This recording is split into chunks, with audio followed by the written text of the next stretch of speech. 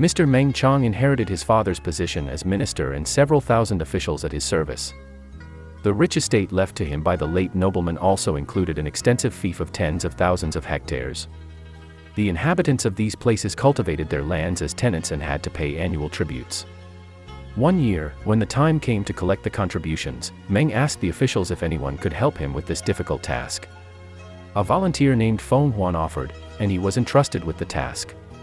The next day, Feng got into the carriage that the minister had prepared for him, and before leaving, he asked his master, "When I finish collecting the money, does your excellency want me to buy something for you?" The minister couldn't think of anything at that moment, but he said, "If you see that there is something lacking in this house, just buy it." "Yes, my lord," replied the tax collector as he set off in the carriage. Upon reaching the fiefs, Feng collected more than 100,000 coins as payment of the tributes. But there were a good number of poor tenants who could not pay the debt. The poor harvests over several consecutive years had impoverished them, bringing them almost to the brink of destitution. It was essential to do something to lift these people out of misery. Aware of this, the tax collector summoned all the tenants in the village square, asking them to bring their debt titles. Everyone summoned came without knowing what was going to happen to them, overwhelmed by their dire economic situation. They were determined to die before being stripped of their last resources. When the owner's envoy began to speak, they felt they were about to face an even greater tragedy. "On behalf of His Excellency Minister Meng, I ask you to take out your titles and check with me the amounts you owe, my lord." The tenants were sad and worried about what might happen to them. However, when they finished verifying their obligations and expected to be announced a drastic coercive measure, they were enormously surprised by what they heard. "In view of the real difficulties that beset you, the minister has decided to exempt you from paying all your debts, as a manifestation of his great generosity and the affection he feels for all of you. Now, in the presence of everyone, I will burn the debt titles to free you from paying them." At first, no one could believe his words. Astonished, they did not understand what such a decision meant. But instantly, when they saw a bluish flame rise from the pile of documents that had subjected them to economic martyrdom for many years, they reacted with great and emotional exclamations amid tears and reverence. Feng returned happily to the minister's residence, who was surprised at the brevity of his trip.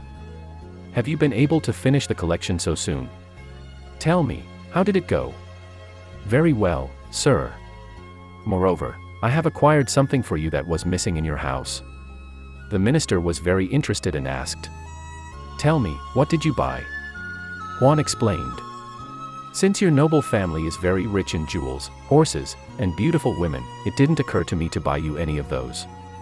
However, I thought that there was something that had undoubtedly been missing in your family for a long time, which is generosity. That is what was scarce in your rich possessions. Therefore, I thought that if I could spend some money to acquire that great virtue, your noble family would be enriched unimaginably." Feng explained in detail what had happened. When he finished, he noticed that his master's face had turned red with anger, despair, and an inexplicable bitterness. He quickly left the house, while the minister said to him in a dry voice, "Go, immediately. What a favor you have done me.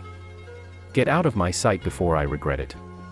The following year, due to a palace intrigue, the minister lost his position and was exiled. He left the capital full of sadness. He headed towards his fief, frustrated and dejected by misfortune. He felt alone and abandoned. All his friends distanced themselves from him, and his political career was irreparably extinguished. As he approached his lands, he noticed the people coming out to greet him with open arms, bowing in respect and admiration. He experienced something unusual in his sad heart. At first, he was completely bewildered. But suddenly, he remembered what the tax collector had done the previous year.